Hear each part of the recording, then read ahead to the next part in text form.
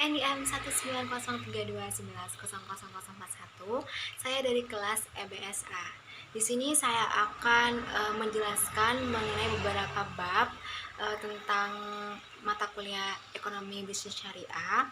Untuk lebih jangan lupa disimak. Pembahasan pertama, saya akan menjelaskan mengenai perbedaan dan contoh praktik ekonomi konvensional dan ekonomi syariah. Pertama-tama, saya akan menjelaskan pengertiannya. Sistem ekonomi konvensional merupakan sistem ekonomi yang banyak digunakan oleh berbagai negara di dunia, termasuk Indonesia. Ekonomi konvensional merupakan sistem ekonomi yang memberikan kebebasan penuh kepada setiap orang untuk melakukan kegiatan perekonomian. Pemerintah juga bisa ikut andil untuk memantau kegiatan perekonomian yang berjalan, bisa juga tidak. Lalu, sistem ekonomi Islam adalah suatu sistem ekonomi yang didasarkan pada ajaran dan nilai-nilai Islam yang bersumber dari Al-Quran, Sunnah, Ijma, Qiyas, atau sumber lainnya. Nilai-nilai sistem ekonomi Islam ini merupakan bagian integral dari keseluruhan ajaran Islam yang komprehensif. Secara umum, lahirnya ide tentang sistem ekonomi Islam didasarkan pada pemikiran bahwa sebagai agama yang lengkap dan sempurna, Islam tentulah tidak hanya memberikan penganutnya aturan-aturan soal ketentuan dan Islam, melainkan juga jawaban atas berbagai masalah yang dihadapi oleh manusia termasuk ekonomi. Perbedaannya dapat dilihat dari beberapa aspek. Yang pertama, dari sumber utama kegiatan dalam ekonomi syariah itu adalah bersumber pada Al-Quran dan Sunnah Nabi, sedangkan ekonomi konvensional bersumber pada hal-hal yang bersifat positivity. Lalu yang kedua, aspek tujuan. Jika ekonomi syariah bertujuan untuk mencapai falah di dunia dan di akhirat, mencapai kesejahteraan dan keadilan bagi masyarakat, sedangkan tujuan ekonomi konvensional bertujuan semata-mata untuk kesejahteraan duniawi dan mencapai kesejahteraan individu. Lalu aspek yang ketiga yaitu aspek kepemilikan.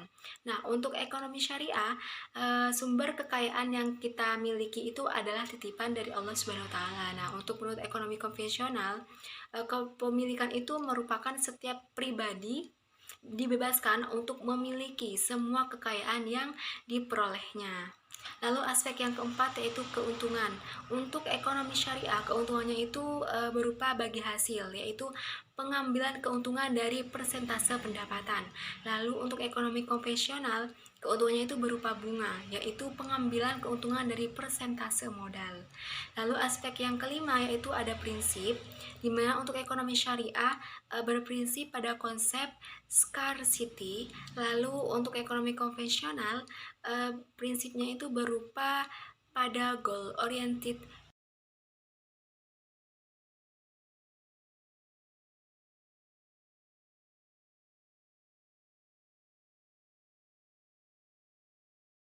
Untuk contoh praktik ekonomi syariah itu sendiri itu terdapat pada kegiatan transaksi yang ada di salah satu bank atau korporasi yang bernama BMTNU.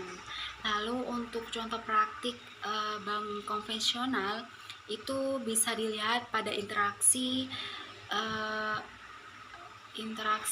kegiatan dalam Bank BNI, BRI, BCA, dan lain sebagainya. Penjelasan yang kedua yaitu mengenai pengertian musyarakah dan mudharabah.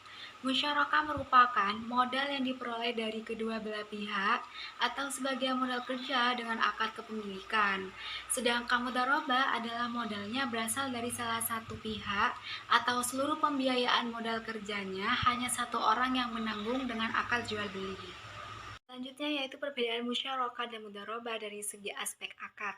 Terdapat perbedaan dalam beberapa konsep akad, diantaranya yang pertama, perbedaan pengelolaan dan modal. Dalam mudharabah ada pihak pemberi modal atau yang disebut mudharib dan pihak pengelola dana atau yang disebut amil.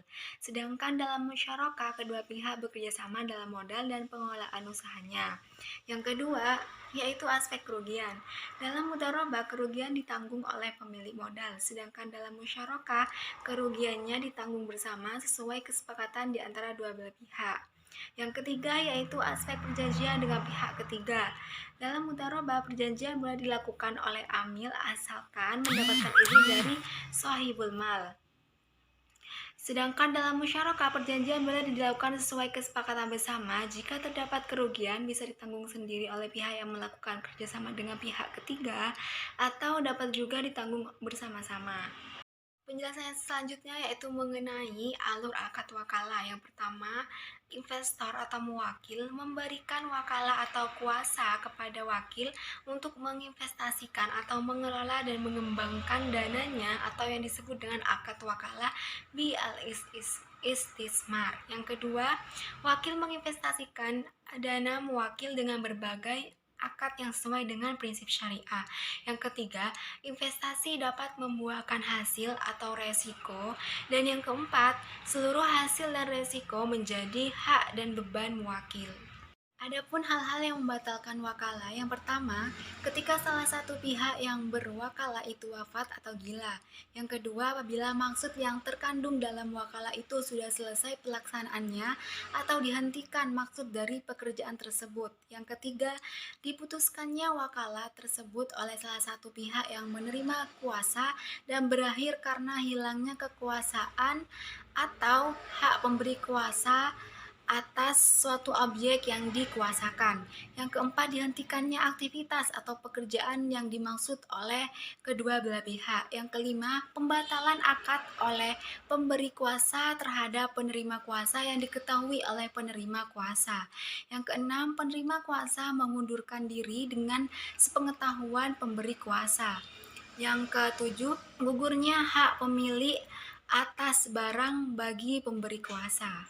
Berikut merupakan skema atau alur hawalah yang terdiri dari A. Muhal sebagai pihak pertama yang memberi hutang kepada B, yaitu muhil. Sedangkan pihak kedua B atau muhil yang berhutang kepada A, muhal, dan yang mengajukan pengalihan utang. Kemudian pihak ketiga yaitu C disebut dengan muhal alai yang menerima pengalihan utang, dan utang itu sendiri disebut al-muhal bih. Selanjutnya yaitu pembahasan mengenai hal-hal yang dapat membatalkan kontrak hawalah. Yang pertama, dibatalkannya kontrak hawalah oleh tiap-tiap pihak yang terkait. Yang kedua, muhal alai, orang yang menanggung hutang telah melunasi kewajibannya yang berupa hutang kepada muhtal atau orang yang memberikan hutang. Yang ketiga, muhtal, orang yang memberikan hutang telah membebaskan muhal alai, orang yang menanggung hutang dari kewajiban membayar hutangnya. Yang keempat, muhal alai telah meninggal atau ia mengingkari adanya kontrak hawalah di antara mereka, yaitu antara muhtal, muhil, dan muhal alai.